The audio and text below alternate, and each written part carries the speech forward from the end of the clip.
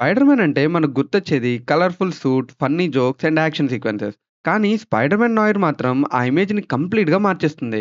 1930లో New York బ్యాక్‌డ్రాప్‌లో జరిగే ఈ స్టోరీలో బెన్ రియల్లీ అనే ఒక ప్రైవేట్ డిటెక్టివ్ తన పాస్ట్‌ని మర్చిపోయి నార్మల్ లైఫ్ లీడ్ చేస్తూ ఉంటాడు.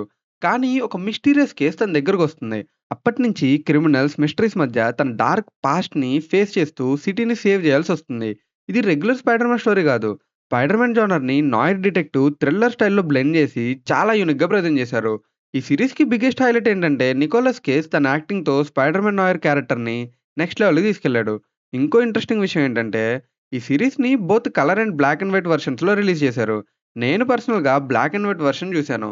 ఆ dark atmosphere, vintage feel, noir style visuals చాలా ఇమ్మర్సివ్‌గా అనిపించాయి. ఈ సీరీస్‌కి మెయిన్ హైలైట్ నికోలస్ కేజ్. తన యాక్టింగ్‌తో స్పైడర్ మ్యాన్ నాయిర్ క్యారెక్టర్ కొత్త ఫీల్ ఇస్తుంది. అమెజాన్ ప్రైమ్‌లో తెలుగు ఆడియోతో స్ట్రీమ్ అవుతుంది. 'స్పైడర్ మ్యాన్' స్టోరీస్‌లో యూనిక్ మెచ్యూర్ టేక్ చూడాలంటే 'స్పైడర్ మ్యాన్ నోయిర్' డెఫినెట్‌లీ మీ వాచ్ లిస్ట్‌లో ఉండాల్సిందే.